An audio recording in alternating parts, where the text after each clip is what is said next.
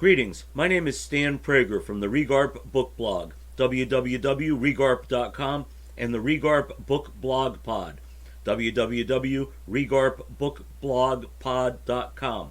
Today's podcast features my review of Embattled Freedom, Journeys Through the Civil War's Slave Refugee Camps by Amy Murrell Taylor. From the start of the Civil War, enslaved African Americans sensed the opportunity for freedom as Union forces seized territory at the outer margins of seceded states. Initially, there was the odd phenomenon of officers in blue uniforms turning over escapees to their slave masters. But all that changed in 1861 at Fort Monroe, at the southern tip of the Virginia Peninsula, when the famously chameleon-like General Benjamin Butler refused to return the 3 enslaved men who fled to his lines. Butler himself, at least at this stage of his life, could care less about blacks, slave or free, but reasoning that the Fugitive Slave Act no longer applied to the seceded states, and observing that every enslaved person serving as support behind Confederate lines freed up a white soldier to fire upon Union ranks, Butler ruled that such escapees be treated as contrabands of war and confiscated. Contraband was an unfortunate term that equated the enslaved with property instead of people, but it nevertheless stuck. But then so too did Butler's policy, which only a few months later was enshrined by Congress in the Confiscation Act of 1861. What began as a trickle to Butler's fort turned into a veritable flood that eventually was to bring something like 500,000 formerly enslaved people to seek shelter with the Union Army over the next 4 years. About 1/5 of these would later serve, often heroically, as soldiers in the United States Colored Troops, USCT. But what about the other roughly 400,000? What became of them?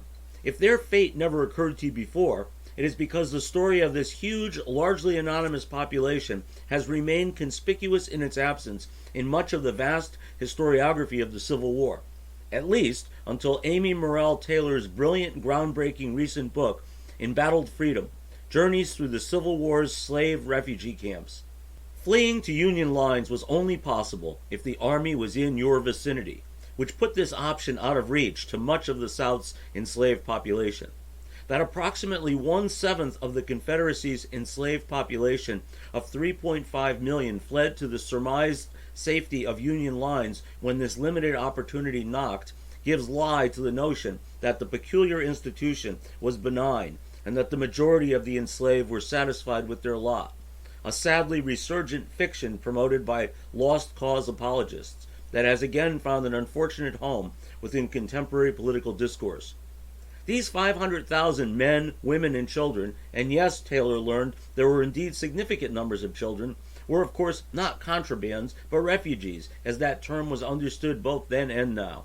And they fled, usually in great peril, with little more than the rags on their backs, to what may have been a promise of freedom, but also an unknown future fraught with difficulty. What would become of them? It turns out that rather than a single shared outcome, there was a variety of experiences that depended upon geography, the fortunes of war, and the arbitrary rule of local commanders.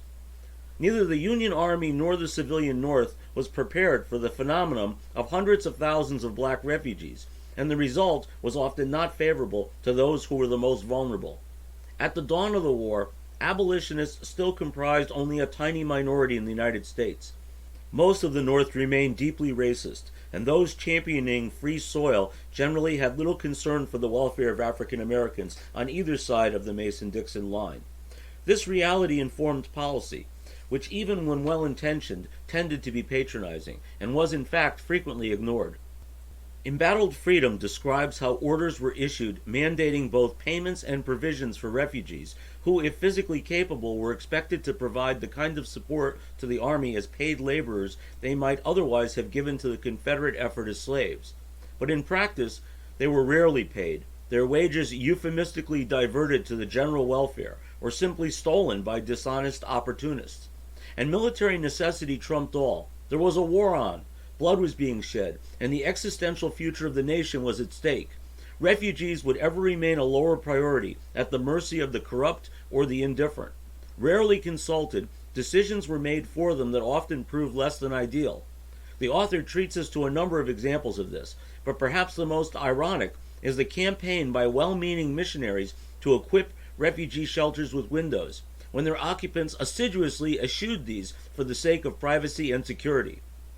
Then there was the case of the Emancipation Proclamation, which freed the enslaved in Confederate-controlled territory, but paradoxically did not apply to areas controlled by the Union Army.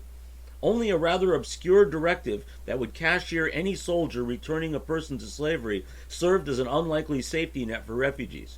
More significantly, there was the border state of Kentucky, which when it opted not to join the Confederacy became the largest slave state in the Union, something that endured until the 13th Amendment was ratified, well beyond the end of the war.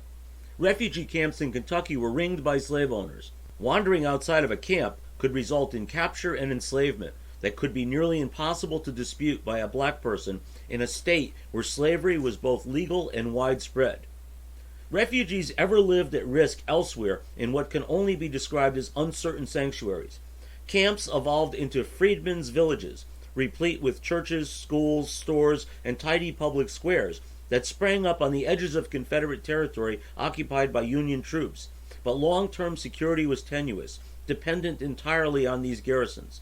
If the army was redeployed, refugees were suddenly thrust into great danger and forced to flee once more, lest they be captured and returned to slavery by roving bands of locals. It is well documented that Confederates habitually executed USCT troops wounded or seeking surrender. Less familiar, perhaps, was the devastation visited upon these undefended villages by rebels and their partisan allies, enraged at the formerly enslaved living in freedom in their midst.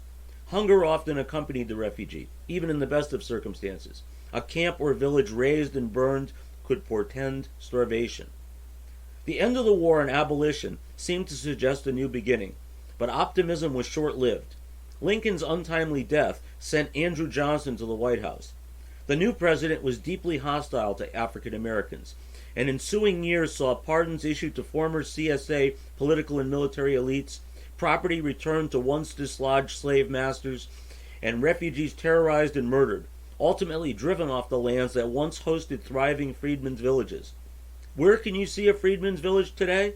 You can't. They were all plowed under, sometimes along with the bones of occupants less than willing to be displaced. Embattled Freedom is an especially valuable resource because it contains not only a panoramic view of the refugee experience, but an expertly narrowed lens that zooms in upon a handful of individuals that Taylor's careful research has redeemed from obscurity. Especially fascinating is the saga of Edward and Emma Whitehurst, an enslaved couple that had managed over time to stockpile a surprisingly large savings through Edward's side work in a unique arrangement with his owner. Fleeing slavery, the entrepreneurial Whitehursts turned their nest egg into a highly successful and profitable store at a refugee camp in Virginia, only to one day lose it all to retreating Union forces desperate for supplies. There is also the inspiring story of Eliza Bogan of Helena, Arkansas, who as refugee leaves the harsh existence of picking cotton behind only to endure one obstacle after another in her pursuit of life as a free woman in uncertain circumstances. There are other stories as well. These personal studies not only enrich a well-written narrative, but ever engage the reader well beyond the typical scholarly work. A week after I finished reading Embattled Freedom, I sat in the audience during Amy Taylor's presentation at the Civil War Institute Summer Conference 2019 at Gettysburg College, which highlighted both her passion and her scholarship. During the Q&A, I asked what surprised her most during her research. Hard-pressed to answer, she finally settled on the number of children that turned up in the refugee population. I would suggest that as a topic for her next book. In the meantime, drop everything and read Embattled Freedom. You will not regret it. Thank you for joining me for today's podcast. I encourage you to download and share it in your network.